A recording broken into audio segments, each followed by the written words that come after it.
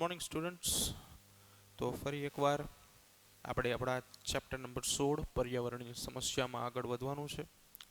તો લાસ્ટ લેક્ચરમાં જે મુજબ આપણે વાત કરી એ પ્રમાણે આપણે લાસ્ટ લેક્ચરની અંદર છેલ્લે બે ગ્રાફ સમજ્યા હતા કે જે બીઓડી અને ડીઓ આ બે વિશેના હતા. તો આજે જે આપણે ટોપિકની શરૂઆત કરવાની છે એ 100% ડિપેન્ડન્ટ જે છે એ બીઓડી અને ડીઓ ઉપર જ છે. તો આગળ આપણે થોડું વધીએ એની પહેલાં આપણને બીઓડી અને ડીઓ વિશેની માહિતી જે છે ને એ ખ્યાલ હોવી જોઈએ. કેમ કે જો તમને આ બીઓડી અને ડીઓ વિશેની માહિતી હશે તો આ ટોપિક જે છે તમને ઇઝીલી સમજાશે. તો લાસ્ટમાં આપણે એ વાત કરી હતી કે બીઓડી અને ડીઓ, બીઓડી બરાબર છે ને, બીજું એક ડીઓ, આ બે વિશે આપણે માહિતી મેળવી હતી. તો બીઓડી જે છે એનું પૂરું નામ આપણે એવી વાત કરી હતી કે બાયોકેમિકલ ઓક્સિજન ડિમાન્ડ, એ બીઓડી તરીકે ઓળખાય છે. તો બાયોકેમિકલ ઓક્સિજન ડિમાન્ડ એટલે કે બીઓડી. એટલે કે આને આપણે એવું કીધું હતું કે જૈવ રાસાયણિક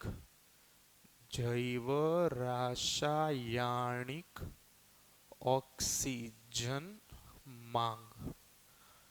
એવી જ રીતે આપણે બીજી સંકલ્પના સમજેલા હતા એ હતી ડીઓ, બરાબર છે. અને એના વિશે આપણે એ વાત કરી હતી કે ડીઓ એટલે કે ડિઝોલ્વડ ઓક્સિજન, ડિઝોલ્વડ ઓક્સિજન એટલે કે દ્રાવ્ય અથવા તો ઓગળેલ ઓક્સિજનની માત્રા, આનો સમાવેશ આપણે કરીએ છીએ. આપણે ગ્રાફ જ્યારે સમજાવ્યો હતો એ સમયે આપણે એ પણ વાત કરી હતી કે બીઓડી અને ડીઓ બંને એકબીજાના વ્યસ્ત પ્રમાણમાં છે. એક સૂત્ર આપણે લખેલું હતું કે બીઓડી જે છે, આવી વાત કરેલી હતી કે બીઓડી જે છે એ ડીઓના વ્યસ્ત પ્રમાણમાં છે. આ યાદ હશે તમને. તો બસ આનો જ આપણે યુઝ કરવાનો છે કે બીઓડી અને ડીઓ જે છે એના મદદથી આપણે નવો ટોપિક જે છે એ સમજવાનો છે કે કોઈ જળાશય છે એની અંદર સૂક્ષ્મ જીવો જે છે એની વૃદ્ધિ કેવી રીતે થાય છે અને એ બીઓડી અને ડીઓ ઉપર કેવી રીતે અસર કરે છે. તો આપણે વાત કરતા હતા જલ પ્રદૂષણની, પાણીના પ્રદૂષણની. તો એની અંદર આપણે એવી વાત કરી હતી કે પાણીનું પ્રદૂષણ શું છે. તો પાણીની અંદર કેટલાક અનિચ્છનીય ઘટકો જે છે એ ઉમેરાવાની ક્રિયા કે જેને આપણે પાણીનું પ્રદૂષણ કહેતા હતા. તો હવે પાણીની અંદર ઘટકો જે છે ઘણા અલગ અલગ પ્રકારના ઉમેરાઈ શકે છે. ફોર એક્ઝામ્પલ કે કોઈ ઔદ્યોગિક કચરો જે છે એ સીધો પાણીમાં નિકાલ થઈ શકે છે. એના સિવાયની જો આપણે વાત કરીએ તો ઘરગથ્થુ ઉપયોગમાં લીધેલું જે પાણી છે, વપરાયેલું પાણી જે છે, આ બધું પાણી જે છે એ પણ સીધું પાણીના સ્ત્રોતોની અંદર દાખલ કરવામાં આવે તો એ પણ એક પ્રદૂષણનો મોટો ભાગ બની શકે છે. તો ઇન શોર્ટમાં આ બધા જે ઘટકો છે જે નકામા છે, હાનિકારક છે, જે બધા પાણીના સ્ત્રોતોની અંદર ઉમેરાય છે. કુદરતી સ્ત્રોત હોય કે માનવ સર્જિત સ્ત્રોત હોય, બરાબર છે. તો એની અંદર ઉમેરાવાથી શું થાય છે? પ્રદૂષણનું પ્રમાણ જે છે એ વધારે છે અને પાણીનું પ્રદૂષણ ફેલાય છે. તો અહીંયા આપણે એક પોઈન્ટ એવો લઈ લઈએ કે અહીં અશુદ્ધ ઘટક કે જે અંદર પાણીમાં ઉમેરાય છે એની અંદર આપણે ચર્ચા કરીએ પાણીના ઘટકોની અંદર. તો ઘરનો પ્રદૂષિત કચરો, બરાબર છે. તો ખાસ કરીને ઘરગથ્થુ જે કચરો અહીંયાથી મળે છે એમાં આપણે વાત કરીશું વાહિત મળની, બરાબર છે, કે જે ખાસ કરીને શૌચાલય જે છે ત્યાંથી સ્થગિત કરવામાં આવે છે, આગળ મોકલવામાં આવે છે. તો આ જે વાહિત મળ છે, આ વાહિત મળ જે છે એ કોઈ પાણીના સ્ત્રોતમાં સીધો આપણે દાખલ કરીએ છીએ, ઠલવાય છે. તો વાહિત મળ જે છે એ પાણીના સ્ત્રોતમાં સીધો ઠલવાઈ જશે. તો આ પાણીના સ્ત્રોતમાં ઠલવાયા બાદ શું થાય છે?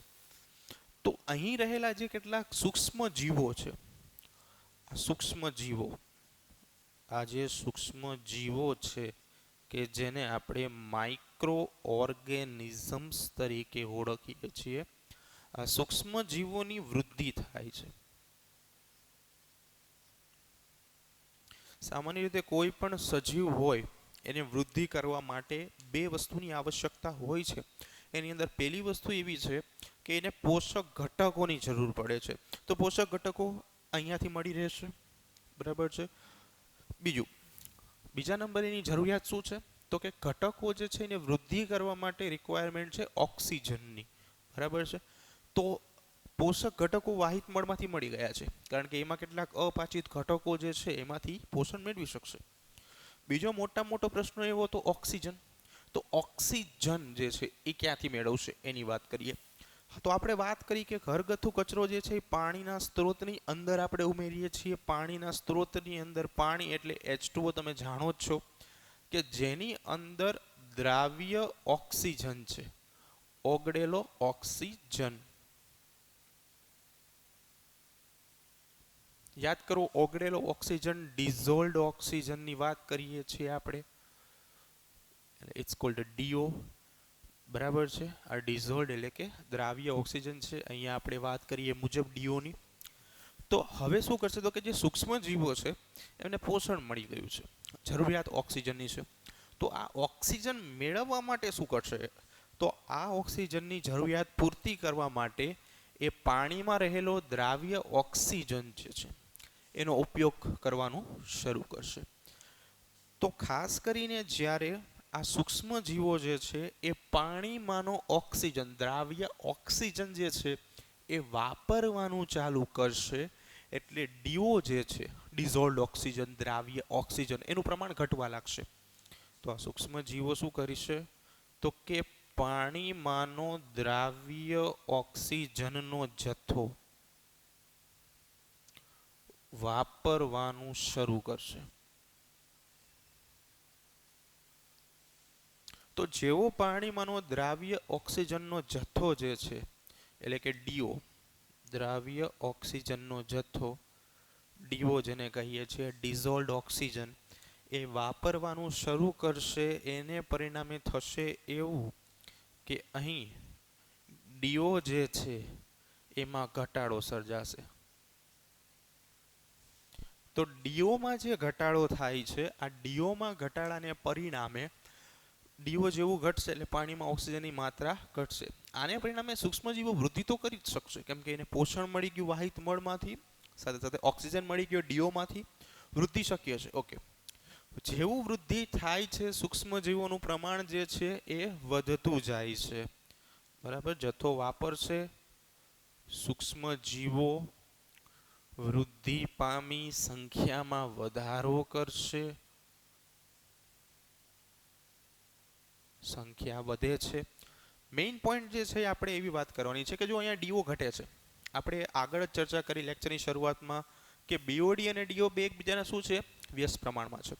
તો અહીંયા ડીઓ ઘટે છે તો સિમ્પલ વસ્તુ છે કે જો ડીઓ ઘટતું હોય તો બીઓડી તો વધશે, એટલે બીઓડી શું થાય છે? વધે છે. કેમ? કારણ કે ડીઓ અને બીઓડી એકબીજાના વ્યસ્ત પ્રમાણમાં છે, બરાબર છે. લાસ્ટ લેક્ચરની અંદર આપણે એવી વાત કરેલી હતી કે જે બીઓડી છે, બાયોકેમિકલ ઓક્સિજન ડિમાન્ડ છે, ડિમાન્ડ, માંગ, જરૂરિયાત, આ જેટલી વધે એટલું પોલ્યુશન વધે. તો અહીંયા શું થયું? બીઓડી વધે છે, તો બીઓડી વધે એટલે પ્રદૂષણ શું થશે? વધશે. બીઓડી વધે એટલે પ્રદૂષણ જે છે એ વધે છે.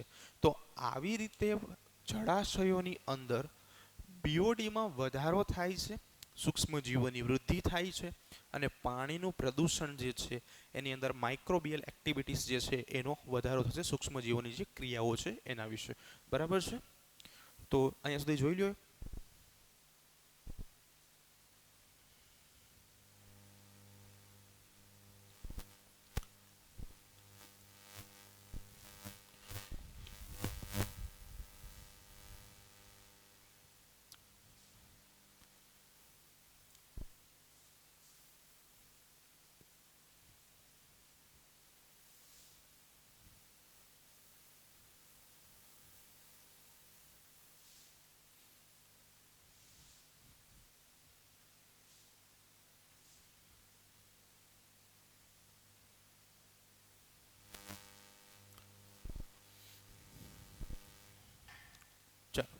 તો હવે આપણે બીઓડી અને ડીઓ વિશેની માહિતી મેળવી કે કેવી રીતે એનું પ્રપોર્શન જે છે, એનું પ્રમાણ જે છે એ વધે છે અને પ્રદૂષણની માત્રા પણ વધે છે. તો હવે આના પછી એક બીજો જે ટોપિક છે, 2 માર્કનો પ્રશ્ન પૂછાઈ શકે. તો પ્રશ્નનો ટોપિક આવો છે કે લીલ પ્રસ્ફુટન સમજાવો અથવા તો આલ્ગલ બ્લૂમ. બરાબર છે. એક શબ્દ સમજીએ, આલ્ગી. અંગ્રેજી વર્ડ છે, ગુજરાતીમાં એને આપણે લીલ કહીશું.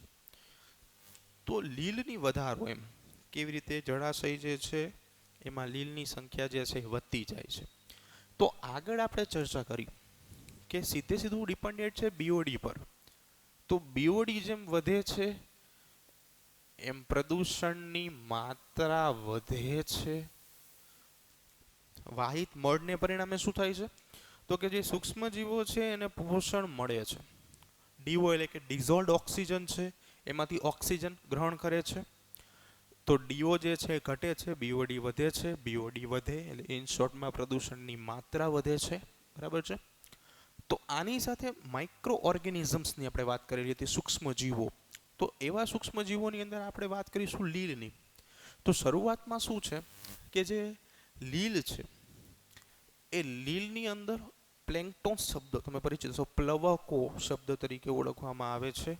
ખાસ ધ્યાન આપજો અહીંયા. તો પ્લવકો પ્લેન્કટોન્સ તરીકે ઓળખવામાં આવે છે. આ વર્ડ ઉપર ખાસ ધ્યાન આપજો, આગળ પણ આપણે ચર્ચા કરવાની છે આના વિશે. તો પ્લેન્કટોન્સ અથવા તો પ્લવકો શું છે? તો કે ખાસ કરીને જલજ નિવસન તંત્ર છે. નિવસન તંત્ર શબ્દ જે છે આખું ચેપ્ટર જ આપણે ભણવાનું છે. પણ એવું વિચારી લો કે કોઈ જળ સ્ત્રોત છે, તો આવા જે જલજ નિવસન તંત્ર હોય એની અંદર કેટલાક એવા સજીવો પણ હોય છે કે જે માત્ર દરિયાની સપાટી પર જ હોય છે. બરાબર છે, ઓનલી સરફેસ ઉપર હાજર જોવા મળે. હવે આ સજીવો જે છે એ પોતે સ્વતંત્ર તરવાની ક્ષમતા નથી ધરાવતા. પરંતુ શું થાય છે તો કે જે પ્રમાણે પાણીનો પ્રવાહ જે છે આવતો જાય છે ને એ મુજબ આ સજીવો જે છે ધીમે ધીમે આગળ વધતા જાય છે. તો આવા સજીવો જે છે એ પ્લવકો એટલે કે પ્લેન્કટોન્સ તરીકે ઓળખાતા હોય છે. આ પ્લેન્કટોન્સ એટલે કે પ્લવકો જે છે એના 2 પ્રકાર છે. એમાં પહેલા જ વાત કરીએ વનસ્પતિ પ્લવકો, કે જેને આપણે ફાઇટોપ્લેન્કટોન્સ તરીકે ઓળખશું. અને સેકન્ડ નંબર ઉપર છે પ્રાણી પ્લવકો, એટલે એને ઝૂપ્લેન્કટોન્સ તરીકે ઓળખશું. તો વનસ્પતિ પ્લવકો જે છે, આ વનસ્પતિ પ્લવકો જે છે એ ક્લોરોફિલ હરિતદ્રવ્ય જે છે એ ધરાવશે. આ જે વનસ્પતિ પ્લવકો જે છે આ હરિત દ્રવ્ય ધરાવે. એટલે હરિત દ્રવ્યની હાજરીને પરિણામે શું થાય? તો હરિતદ્રવ્યની હાજરી વિશે આપણે જોઈ ગયા છીએ કે જે સજીવો હરિતદ્રવ્ય, ક્લોરોફિલ, નીલરસ, નીલકણ આ બધા ધરાવે છે એ પોતે ફોટોસિન્થેસિસ પ્રકાશ સંશ્લેષણની ક્રિયા કરી શકે. એટલે આ સજીવો જે છે ને એ પોતાનો ખોરાક જાતે બનાવી શકે છે. બીજા નંબર ઉપર છે ઝૂપ્લેન્કટોન્સ, પ્રાણી પ્લવકો. આ બધા શું કરે છે તો કે આ હરિતદ્રવ્ય નથી ધરાવતા. આ હરિત દ્રવ્ય ધરાવતા નથી. તો જો હરિતદ્રવ્ય નથી ધરાવતા તો એ ફોટોસિન્થેસિસની પ્રોસેસ, પ્રકાશ સંશ્લેષણની ક્રિયા નહીં કરી શકે. અને પ્રકાશ સંશ્લેષણની પ્રક્રિયા ન કરે એટલે એ પોતાનો ખોરાક જાતે નથી બનાવી શકતા. માટે એને ખોરાક માટે બીજા સજીવો ઉપર આધાર રાખવો પડે. તો સો સિમ્પલ કે જે ઝૂપ્લેન્કટોન્સ છે, પ્રાણી પ્લવકો છે, એ ખોરાક ઉપર આધાર રાખશે વનસ્પતિ પ્લવકો ઉપર. બરાબર છે. એ લોકો વનસ્પતિ પ્લવકોને ખાશે અને પોતાનું પોષણ મેળવશે.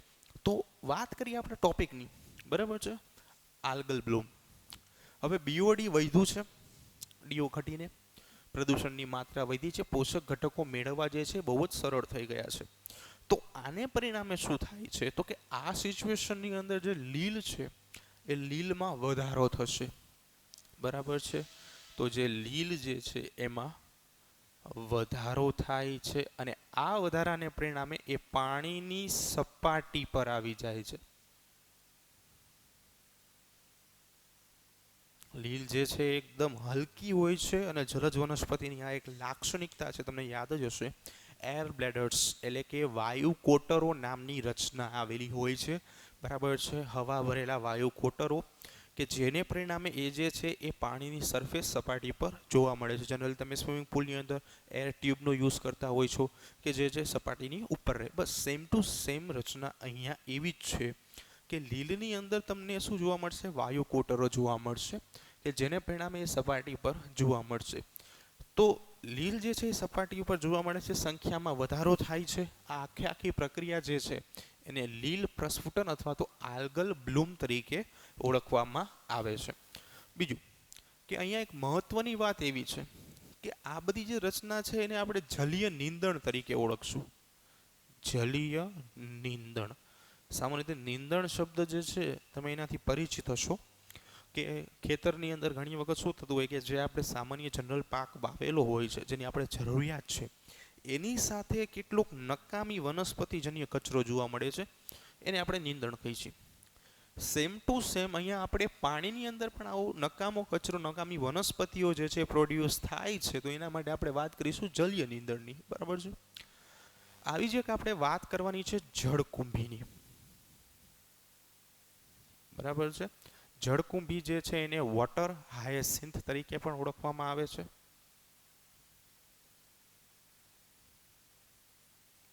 બરાબર છે. બે નામ છે વોટર હાયસિન્થ. એનું નામ છે આઇકોનિયા.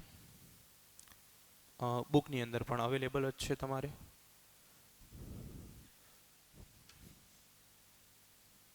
આઇકોનિયા. બરાબર છે. ક્રેસીપર્સ.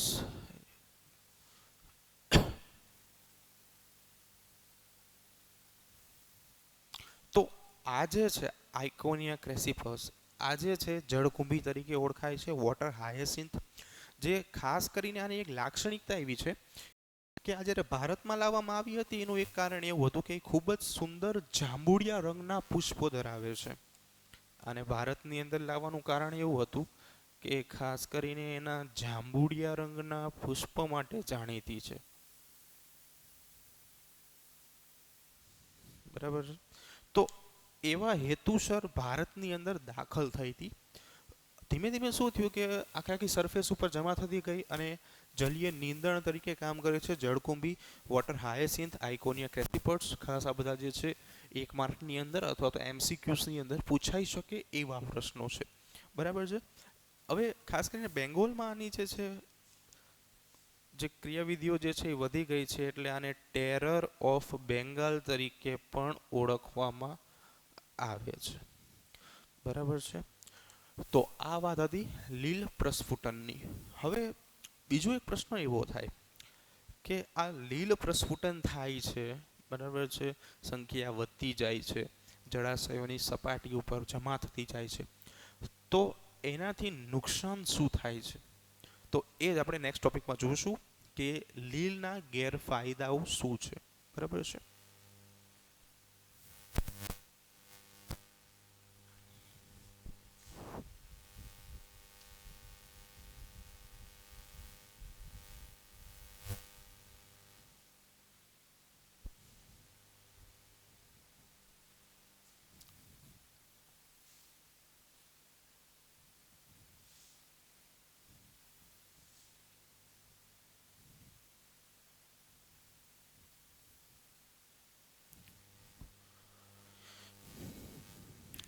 ચાલો, તો જે મુજબ આપણે વાત કરી કે આલ્ગલ બ્લૂમ, લીલ પ્રસ્ફુટન, એના પછી હવે આપણે વાત કરીશું લીલના ગેરફાયદાઓ. ગેરફાયદાઓ. તો જે આલ્ગલ બ્લૂમ થાય છે, લીલની સંખ્યામાં વધારો થાય છે, તો એને કારણે કયા કયા ગેરફાયદાઓ થાય છે એના વિશે આપણે ચર્ચા કરવાની છે. તો સૌથી પહેલાં શું થાય છે તો કે જળાશયો જે છે, જળાશયો એ લીલની વૃદ્ધિના કારણે નુકસાનકારક રીતે પાણીના રંગમાં પરિવર્તન લાવે છે. એટલે કે પહેલા જે જળાશયોનું પાણી ચોખ્ખું હોય છે, બરાબર છે, પીવાલાયક હોય છે, હવે લીલની વૃદ્ધિને કારણે લીલા રંગનું થઈ જાય છે. બરાબર છે. પાણી પીવાલાયક રહેતું નથી. બીજું કે સૂક્ષ્મજીવોની વૃદ્ધિ વધે છે એટલે પ્રદૂષણની માત્રા પણ વધશે. ઇન શોર્ટમાં આપણે હમણાં વાત કરી હતી બીઓડીના, બરાબર છે, તો બીઓડીના સંદર્ભમાં પણ આપણે લઈ શકાય. નંબર 3 કે પાણી જે છે દુર્ગંધયુક્ત બની જાય છે, ખરાબ વાસ મારે, બરાબર છે, લીલના હિસાબે. નંબર 4 લીલ સમગ્ર પાણીની સપાટી પર જમા થતી હોવાથી નીચે રહેલા સૂક્ષ્મ જીવોને પ્રકાશ મળતો નથી. જો એક સિમ્પલ મેથડથી આપણે સમજીએ. ફોર એક્ઝામ્પલ કે આ જે છે એક સરફેસ છે જળ સ્ત્રોતની, જળાશય ધારી લઈએ. આ જળાશયની પાણીની સપાટી છે. હવે પહેલાં શું હતું કે આ જે જળાશયની નીચે પણ એક નિવસન તંત્ર રહેલા છે, ત્યાં પણ કેટલાક સજીવો જે છે એ આવેલા હોય છે. એમાંના કેટલાક પ્રકાશ સંશ્લેષી સજીવો હોય છે, જલજ વનસ્પતિઓ જે છે કે જે તળિયે જમા થઈને બેઠેલી હોય છે. તો એને પોતે પ્રકાશ સંશ્લેષણ કરવા, પોષણ મેળવવા, ખોરાક બનાવવા માટે રિક્વાયરમેન્ટ છે લાઇટની, પ્રકાશની. અને પ્રકાશ ક્યાંથી આવે છે? તો કે અહીંયા સૂર્ય ઉર્જા સ્વરૂપે, બરાબર છે. આ લાઇટ જે છે એ આવી રીતે સૂર્ય જે છે પ્રકાશ ફેંકે છે અને છેક સુધી પહોંચે છે, બરાબર છે, અમુક અંતર સુધી પહોંચે છે. હવે શું થાય છે તો કે આ જે પાણીની સપાટી હતી એની ઉપર લીલ જામી જાય છે. ફોર એક્ઝામ્પલ કે આ ક્યાંક લીલનું આપણે આવરણ દર્શાવીએ છીએ, લેયર બતાવ્યું છે લીલનું. તો આ જે લીલનું આવરણ જામશે એટલે શું થશે? તો જે આ પ્રકાશ જે છે પહેલાં શું તો આમ સીધો નીચે તરફ આવી શકતો હતો, હવે આ નીચે સુધી નહીં આવી શકે. તો એને પરિણામે નીચે રહેલા જે સૂક્ષ્મજીવો છે એને પ્રકાશ નહીં મળે, તો જે સ્વયંપોષી સજીવો છે પોતાનો ખોરાક જાતે બનાવે છે, ઓટોટ્રોફસ ઓર્ગેનિઝમ્સ, તો આ બધા સજીવો શું કરશે? પોષણ નહીં મેળવી શકે. હવે પોષણ નહીં મેળવે એટલે શું થશે? મૃત થશે. એટલે એને પરિણામે આખી આહાર શૃંખલા હોય એ આહાર શૃંખલા જે છે એ નાશ પામશે. ફોર એક્ઝામ્પલ કે નાની માછલીઓ છે એ કોઈ નાના સૂક્ષ્મ સજીવોને ખાતી હોય છે. સૌથી પહેલાં કોઈ લીલ છે અથવા તો વનસ્પતિ છે એને કોઈ નાનું સૂક્ષ્મ સજીવ ખાતું હોય, એને કોઈ નાની માછલી ખાતી હોય, એને કોઈ મોટી માછલી ખાતી હોય. તો અમુક સજીવો જે છે, હવે વિચારો કે સૂક્ષ્મ વનસ્પતિઓ જે છે એને પ્રકાશ નથી મળતો, એ જ પોતે નાશ પામે છે, તો એને ખાનારા સજીવો શું કરશે? કોઈ બીજો ઓપ્શન છે નહીં, તો એ બધા જે મૃત પામશે. એને પરિણામે જે આખી આહાર ઝાડ છે એ ડિસ્ટ્રોય થઈ જશે, નાશ પામશે. તો સૂક્ષ્મજીવોને પ્રકાશ મળતો નથી, ખોરાક બનાવી શકતા નથી. આથી પોષણ ઝાડને નુકસાન થાય છે. હવે આવું જ ચાલ્યું રાખે તો એક બીજી ક્રિયા થાય છે કે જેને આપણે નામ આપીએ છીએ સુપોષકતાકરણ. જોઈએ તો સુપોષકતાકરણની ક્રિયા થાય છે અહીંયા, સુપોષકતાકરણ, બરાબર છે. તો આવી જે છે કેટલીક હાનિકારક અસરો થતી હોય છે. તો આ હતો 2 માર્કનો પ્રશ્ન, લીલના ગેરફાયદાઓ, બરાબર છે.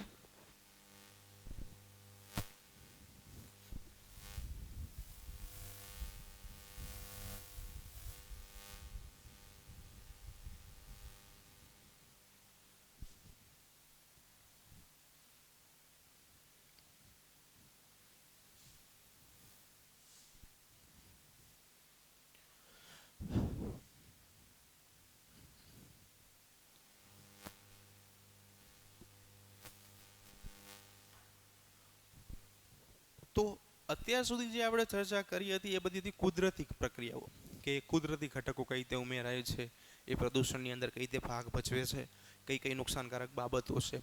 તો હવે આપણે ચર્ચા કરવાની છે કે માનવ સર્જિત ક્રિયાઓ જે છે એની અંદર કઈ પ્રોસેસ એવી છે કે જે જલ પ્રદૂષણમાં બહુ મહત્વની ભૂમિકા ભજવે છે. તો ચાલો હવે આપણે વાત કરીએ સૌથી પહેલાં દવાખાનાના કચરાની.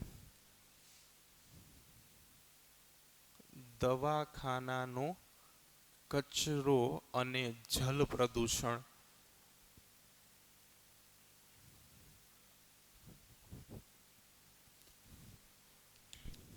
તો દવાખાનાની અંદરથી ઘણા બધા કચરાઓ જે છે એના અલગ અલગ પ્રકારના આધારે ઘણો બધો કચરો જે છે એ નીકળતો હોય છે. ફોર એક્ઝામ્પલ્સ કે સામાન્ય કચરાની વાત કરીએ તો દવાઓ જે છે એના ખાલી ખોખાઓ છે, કેટલાક એના રેપર્સ છે, કાગળો છે, આ બધી વસ્તુ જે છે એ નોર્મલ કચરો છે. આના સિવાય ખાલી થયેલી કેટલીક દવાની સિરપની બોટલ્સ, ઇન્જેક્શન્સ જે છે, પ્રિકિંગ નીડલ્સ છે, આ બધી વસ્તુ જે છે એ બીજા નંબરના કચરામાં આવે. આ બધા નોર્મલ કચરાઓ છે. ત્રીજા નંબર ઉપર જો વાત કરીએ તો થોડોક એવો જે છે એ ડેન્જરસ કચરો, નુકસાનકારક કચરો જે છે એની અંદર ઘણી વખત શું થતું હોય છે કે ડ્રેસિંગ દરમિયાન યુઝ થયેલી કેટલીક એન્ટીબાયોટિક્સ હોય છે. આના સિવાય કેટલાક કેમિકલ્સ હોય છે, સાથે સાથે કેટલાક કોટન્સ જે છે કે જેની ઉપર આવો દવાનો જથ્થો જે છે અથવા તો સૂક્ષ્મજીવો જે છે એ ચોંટેલા હોય છે. તો આ જે છે એ નુકસાનકારક કચરો છે.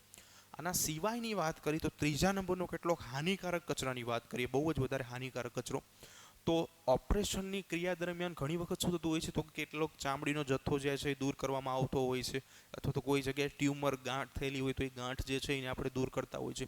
તો આ કચરો જે છે એ મોસ્ટ ડેન્જરસ કચરો છે, સૌથી વધુ નુકસાનકારક કચરો છે. તો ઘણી વખત શું થતું હોય છે કે જે આવો જ કચરો છે એને સીધે સીધો કોઈ જળ સ્ત્રોતમાં આપણે એડ કરી દઈએ છીએ, દાખલ કરી દઈએ છીએ. તો એને કારણે કયા કયા નુકસાનકારક ભાગો થાય છે એની આપણે વાત કરવાની છે. તો સૌથી પહેલાં આપણે વાત કરીશું કે દવાખાનાનો કચરો જે છે એની અંદરથી મોસ્ટ ઓફલી કેટલાક રોગો જે છે એ થતા હોય છે પાણીના પ્રદૂષણને કારણે. તો રોગોની વાત કરીએ તો કયા કયા રોગો જે છે એ અસરગ્રસ્ત થતા હોય છે. તો ટાઇફોઇડ, બરાબર છે, આના વિશે આપણે ભણી જ ગયા છીએ. સાલ્મોનેલા ટાઇફોઇડ જે છે, સાલ્મોનેલા ટાઇફી, બરાબર છે, બેક્ટેરિયા દ્વારા થતો રોગ છે. નંબર 2 ઉપર વાત કરીએ કોલેરા, બરાબર છે, આના વિશે નથી ભણેલા આપણે, પણ એના માટે જવાબદાર રોગકારક સૂક્ષ્મ સજીવ જે છે એ વિબ્રિયો કોલેરી છે, બરાબર છે. ત્રીજા નંબર ઉપર વાત કરીએ અતિસાર. અતિસાર જે છે એને ઘણી વખત ઇન્ફેક્શિયસ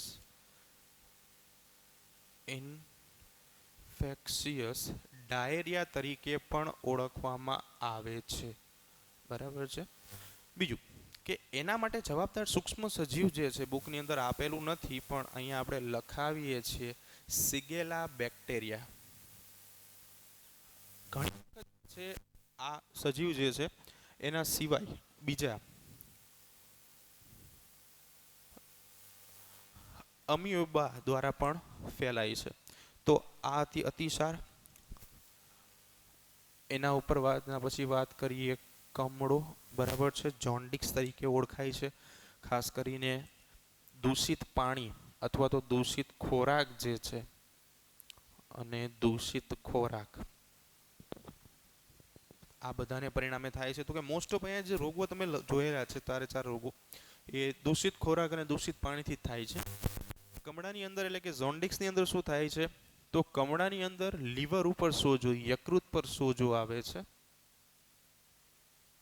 અને આની ઉપર સોજો આવવાને પરિણામે ખાસ કરીને પિત્તરંજકો જે છે, ઇન શોર્ટમાં આપણે વાત કરીશું પિત્તરસની, એનું જે સ્ત્રાવ છે ને એનું પ્રમાણ વધી જાય છે. તો પિત્તરસના સ્ત્રાવનું પરિણામ વધી જવાને પરિણામે શું થાય તો કે શરીરના અમુક ભાગો, આંખો જે છે, ત્વચા જે છે એ બધા પીળા રંગના પડી જાય છે, વધુ માત્રામાં જ્યારે કમળો હોય ત્યારે. તો આ હતા દવાખાનાની કેટલીક જે દૂષિત અને વાહિત ઘટકો જે છે એને પરિણામે થતા રોગો.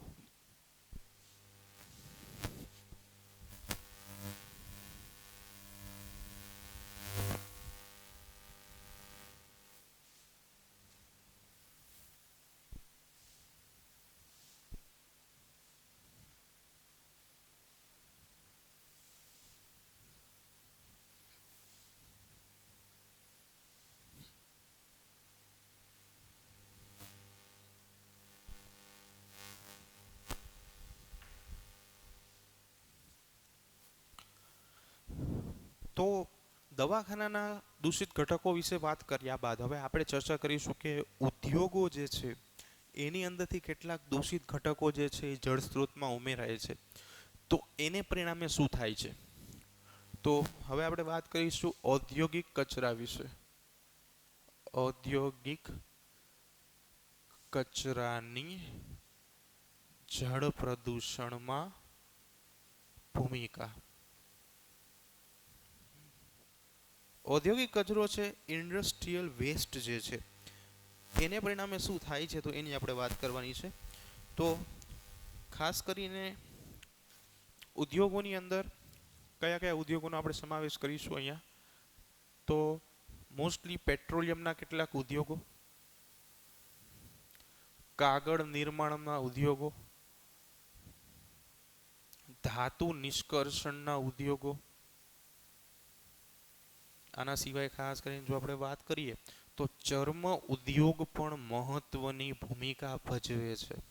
બરાબર છે. આ બધા ઉદ્યોગો જે છે, ખાંડ ઉદ્યોગ પણ લઈ શકાય, કે જે જળ પ્રદૂષણમાં બહુ જ મોટી ભૂમિકા ભજવે છે. તો આમને પરિણામે શું થાય છે, તો પેટ્રોલિયમ ઉદ્યોગો જે છે, કેમિકલ બેઝ ઉદ્યોગ છે, આપણે જાણીએ છીએ રિફાઇનરીઓ હોય છે કે જેમાં આપણે પેટ્રોલિયમ જે સૌથી પહેલાં જે ક્રૂડ નીકળે છે એનું શુદ્ધિકરણનું કામ કરીએ છીએ. કાગળ ઉદ્યોગ જે છે, બરાબર છે, કાગળમાં વધુને વધુ શાઇનિંગ લાવવા માટે બ્લીચિંગ પ્રોસેસ કરીએ છીએ, જેમાં પણ પાણીની જરૂરિયાત છે. ધાતુ નિષ્કર્ષણ પીગાળીને નવી ધાતુઓ બનાવવામાં આવે છે, શુદ્ધિકરણની ક્રિયાઓ પણ અહીં થાય છે. ચર્મ ઉદ્યોગ, ચામડાનો ઉદ્યોગ છે, લેધર ઇન્ડસ્ટ્રીઝ બધી. તો મોસ્ટ ઓફલી આપણે અત્યારે ન્યૂઝપેપરમાં જોતા હોઈએ તો જોઈએ છે કે આજે લોકડાઉન ચાલે છે એને પરિણામે શું થાય છે, તો કે જે નદીઓ છે એનું પાણી જે છે એકદમ શુદ્ધ ચોખ્ખું થઈ ગયું છે. બરાબર છે. તો એનું કારણ શું છે, તો કે બધી ઇન્ડસ્ટ્રીઓ બંધ છે, એને પરિણામે આવું થાય છે. ખાસ કરીને ગંગા વિશે પણ તમે સાંભળ્યું હશે અને વાંચ્યું પણ હશે ન્યૂઝપેપરમાં, કે અત્યારે જે એનું પાણી જે છે એ 100% પ્યોર થઈ ગયું છે. 100% કરતાં વધારે હોય તો પણ વાંધો નથી, પણ 100% પ્યોરિટી આવી ગઈ છે. તો એનું કારણ શું છે, તો કે ગંગા જ્યારે યુપી એટલે કે ઉત્તર પ્રદેશમાંથી નીકળે છે તો અહીંયા મોસ્ટ ઓફલી લેધર ઇન્ડસ્ટ્રીઓ આવેલી છે, ચર્મ ઉદ્યોગો છે. આ લેધર ઇન્ડસ્ટ્રીઝને કારણે શું થાય છે, તો કે આનું જે દૂષિત કચરો જે છે એ સીધો જે છે એ નદીઓની અંદર દાખલ કરી દેવામાં આવે છે. તો એના માટે ઔદ્યોગિક કચરાની હવે આપણે અસરો જોશું. તો ઔદ્યોગિક કચરો જે છે એની અંદર અમુક ઝેરી ઘટકો જે છે એનો આપણે સમાવેશ કરીશું, કે આ જે ઝેરી ઘટકો છે એ નુકસાનકારક છે. તો ઝેરી ઘટકોની માત્રા પહેલાં જે છે એ નોંધવી જરૂરી છે. તો ઝેરી ઘટકોની જે માત્રા જે છે એ પાણીની માત્રાથી 5 ગ્રામ પ્રતિ સેન્ટીમીટર ક્યુબ આનાથી વધી જાય તો આ જે છે એ નુકસાનકારક બની શકે છે. અને વધુ નુકસાનકારક ત્યારે થાય છે કે જ્યારે આટલી બધી સાંદ્રતા, આટલી બધી માત્રા ધરાવતું પાણી જે છે એ સામાન્ય વ્યક્તિ દ્વારા પીવામાં આવે ત્યારે. તો એવા કયા ઝેરી ઘટકો છે કે જેને કારણે આવું થાય છે, તો એની આપણે વાત કરવાની છે.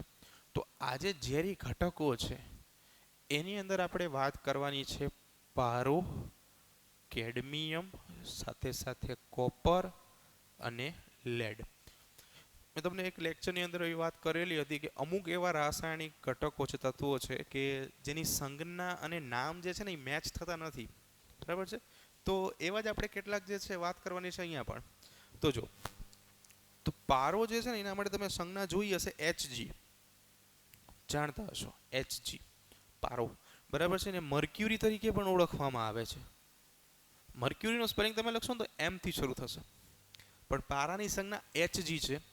તો પારાને Hg સંજ્ઞા એટલા માટે આપવામાં આવી છે કારણ કે એનું અંગ્રેજી નામ છે હાઇડ્રો આર્જેનિયમ.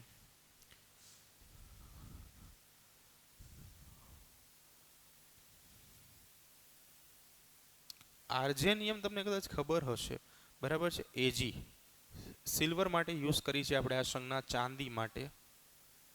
ચાંદી માટે આપણે મોસ્ટ ઓફલી આનો યુઝ કરીએ છીએ. અને હાઇડ્રો એટલે પ્રવાહી, એટલે પારો જે છે એને આપણે પ્રવાહીકૃત ચાંદી તરીકે ઓળખીએ છીએ.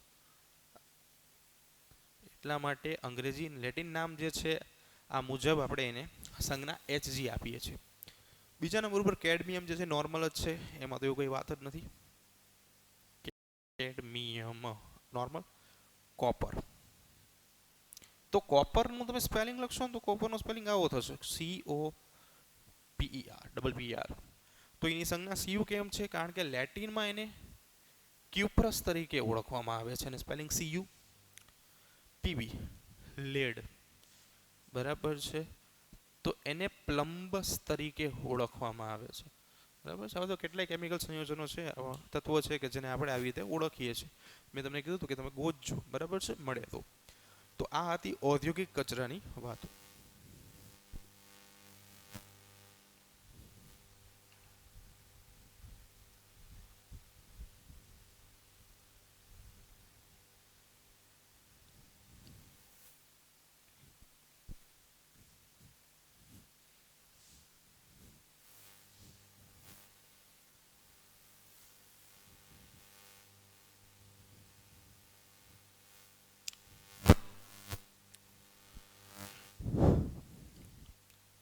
હવે આપણે એવી જોઈ લીધું કે કેટલાક કચરો જે છે, ખાસ કરીને દવાખાનાઓ દ્વારા અને ઉદ્યોગો દ્વારા જે છે પાણીમાં ઠલવાય છે, અને એને પરિણામે કેટલીક હાનિકારક અસરો પણ થાય છે.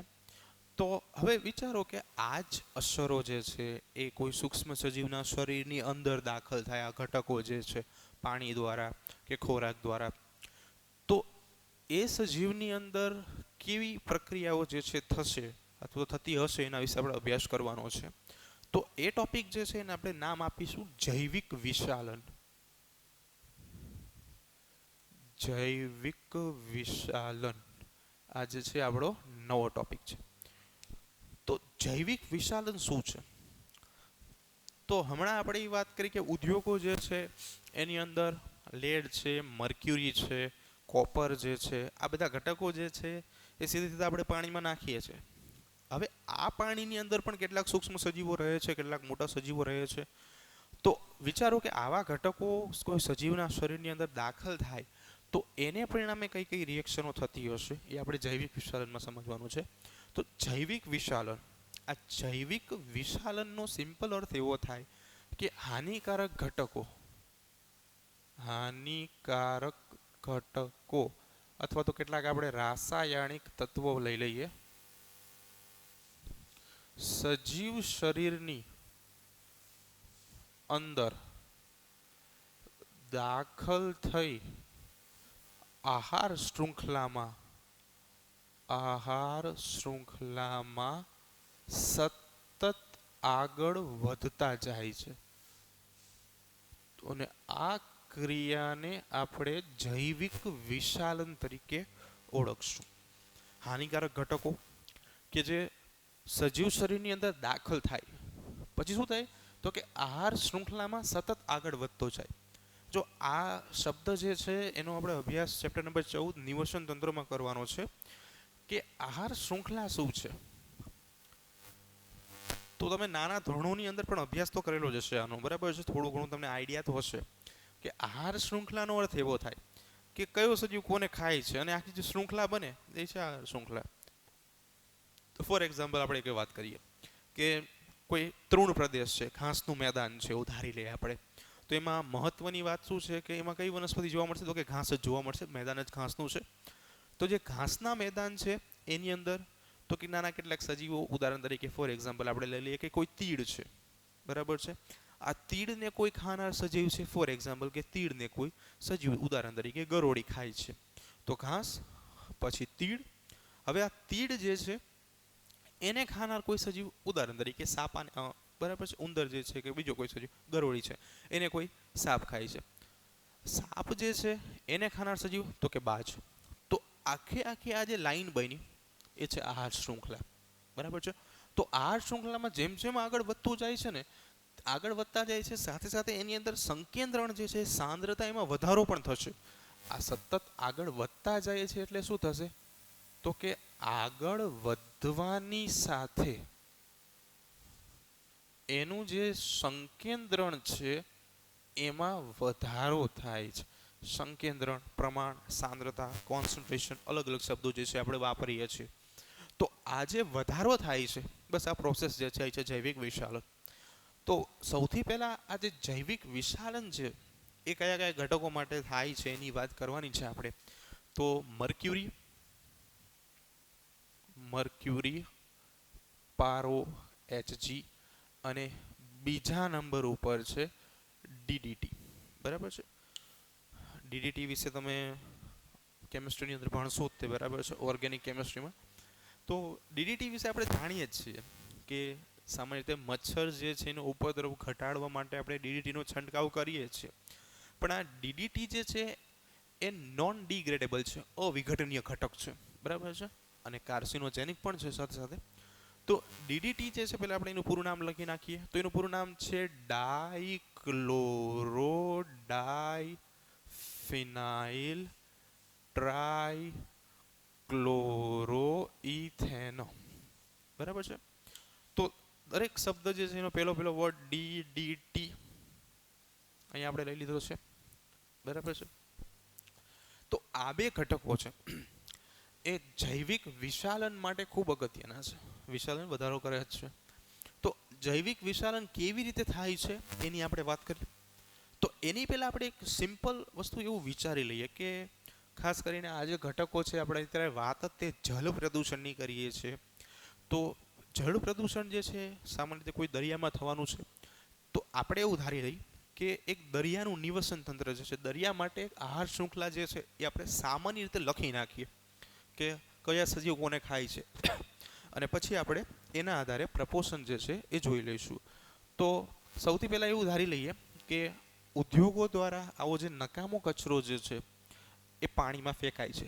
ચલો દરિયામાં ફેંકાઈ ગયો, બરાબર છે, બધો કચરો. તો સૌથી પહેલાં આપણે લખીશું પાણી. ચાલો આ પાણીની અંદર આપણે કચરો જે છે એ નાખી દીધો. પાણીની અંદર આપણે પહેલાં પણ વાત કરેલી હતી કે સૌથી નાના ઘટકો જો હોય, સૂક્ષ્મ ઘટકો, તો એ પ્લવકો છે, પ્લેન્કટોન્સ છે. આપણે આગળ એવી વાત કરી હતી કે બે પ્રકારના પ્લેન્કટોન્સ છે, ફાઇકોપ્લેન્કટોન્સ અને ઝૂપ્લેન્કટોન્સ. તો અહીંયા આપણે પ્રાણી પ્લવકોની વાત કરીએ કે આ પ્રાણી પ્લવકો જે છે ઝૂપ્લેન્કટોન્સ, એના દ્વારા આ ઘટકો જે છે એ ગ્રહણ કરાય છે. પ્રાણી પ્લવકો જે છે એને કદાચ કોઈ નાની માછલીઓ ખાય છે, નાની માછલીઓ દ્વારા ખવાય છે. આ નાની માછલીને કોઈ મોટી માછલી ખાય છે,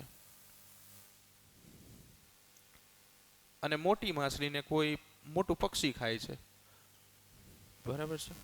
ચાલો, તો આ આપણે શું લખ્યું આખું, તો કે એક પ્રકારની આહાર ઝાડ છે, આહાર શૃંખલા.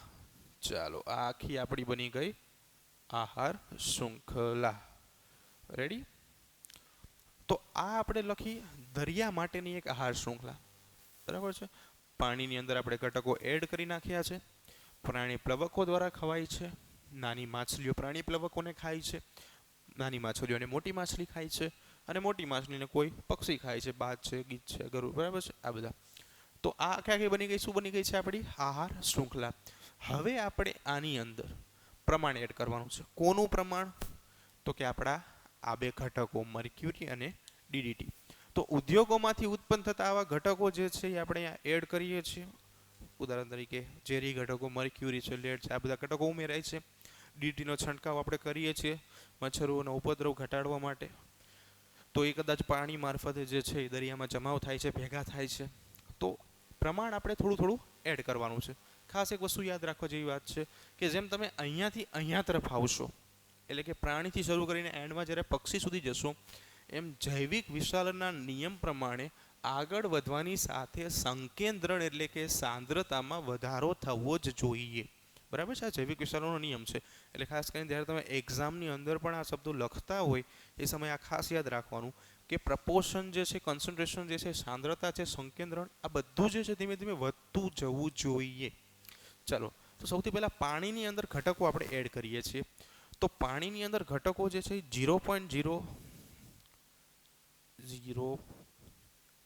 0.003 ppb થાય છે. ફરી એકવાર 0.003 ppb. તો બે શબ્દોથી પરિચિત છો, પીપીબી, પીપીએમ. તો પીપીબી એટલે કે પાર્ટ્સ પર બિલિયન, પીપીએમ પાર્ટ્સ પર મિલિયન. ઓકે. તો અહીંયા આપણી પાસે પાણીમાં સાંદ્રતા થઈ ગઈ છે 0.003 ppb, મીન્સ કે પાર્ટ્સ પર બિલિયન. ઓકે. હવે આ પાણી જે છે એ જે છે પ્રાણી પ્લવકોના સંપર્કમાં આવે છે, તો ત્યાં પ્રપોર્શન થઈ જશે 0.04 ppm. 0.04 ppm. ફરી વાર ppm પાર્ટ્સ પર મિલિયન. ઓકે. ચાલો, 0.04 ppm થઈ ગયું છે. હવે આ પ્રાણી પ્લવકો નાની માછલી દ્વારા ખવાય છે તો અહીંયા પ્રપોર્શન આપણે રાખીશું 0.5 ppm. જો ધીમે ધીમે સંકેન્દ્રણ જે છે એ કન્ટિન્યુઅસ વધતું જ જાય છે. નાની માછલીઓ જે છે એને મોટી માછલીઓ ખાય છે તો હવે એની અંદર પણ સંકેન્દ્રણ જે છે આપણે વધારવાનું છે. તો અહીંયા મળશે આપણને 2 ppm સંકેન્દ્રણ. બરાબર છે. હવે એટલીસ્ટ એન્ડમાં વાત કરીએ. મોટી માછલીઓને માછલી ખાનારા કોઈ પક્ષી ખાય છે તો ત્યાં સંકેન્દ્રણ જે છે થઈ જશે 25 ppm. તો હમણાં પણ આપણે વાત કરી કે ધીમે ધીમે સંકેન્દ્રણ શું થાય છે, સાંદ્રતા વધતી જાય છે. એટલે કે 0.003 ppb થી સ્ટાર્ટ કરીને આપણે એન્ડમાં જ્યારે પ્રોસેસ પૂર્ણ કરી છે એટલે 25 ppm થઈ ગઈ છે. તો અહીંયાથી અહીંયા સુધીનો જે વધારો દેખાડવામાં આવે છે બસ એ જ છે જૈવિક વિશાલન. એટલે કે આ ઘટકો જે છે એનું પ્રમાણ ઘટતું નથી પણ જેમ જેમ આહાર શૃંખલા જે છે એ આગળ વધતી જાય છે એમ એનું પ્રપોર્શન, એનું પ્રમાણ જે છે, એની સાંદ્રતા છે, એનું સંકેન્દ્રણ છે, બધા શબ્દો એક જ છે, એ વધતું જાય છે. તો આ છે જૈવિક વિશાલન. મોટો પ્રશ્ન એવો થાય કે કેમ વધે છે?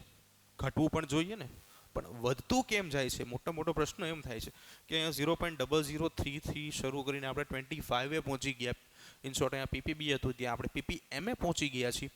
તો કેમ પ્રમાણ જે છે એ વધે છે, ઘટતું નથી? તો મોટો પ્રશ્ન આ જે છે એનું સોલ્યુશન પણ બહુ ઇઝી છે કે અહીંયા જે સજીવો જે છે એનો સંગ્રહ કરે છે. સંગ્રહ કરે છે એનો મતલબ કે પાણીમાંથી પ્રાણી પ્લવકો તરફ જાય છે. આ પ્રાણી પ્લવકો જે છે એને નાની માછલીઓ ખાય છે, મોટી માછલીઓ ખાય છે અને એને પછી માછલી ખાનારા મોટા પક્ષીઓ ખાય છે. તો અહીંયાથી અહીંયા સુધી જે છે વધારો થાય છે એનું મુખ્ય કારણ એવું છે કે આ જે સજીવો છે, આ સજીવો ખાસ કરીને આવા અવિઘટિત ઘટકો નો સંગ્રહ શરીરની અધોત્વચીય ભાગોમાં કરે છે. ખાસ યાદ રાખવા જેવી વાત છે કે જે આ સજીવો જે છે, આ શબ્દ છે અવિઘટનીય ઘટકો. તો અવિઘટિત ઘટકોનો અર્થ એવો થાય કે જેનું વિઘટન થઈ શકતું નથી. Non degradable matters. તો એનો સંગ્રહ અધોત્વચીય ભાગો, બરાબર છે, ત્વચાની નીચેની બાજુએ જે મેદીય આવરણ આવેલું છે ને ત્યાં આનો સંગ્રહ કરે છે. એટલા માટે પ્રમાણ જે છે ધીમે ધીમે શું થતું જાય છે? વધતું જાય છે. બરાબર છે.